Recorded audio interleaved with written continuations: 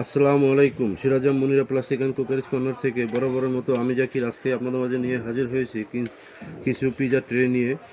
এটা হচ্ছে 8 ইঞ্চি সাইজের পিজা ট্রে। এটার দাম হচ্ছে 270 টাকা। এটা হচ্ছে আপনার 10 ইঞ্চি পিজা ট্রে, এটার দাম পড়বে 330 টাকা।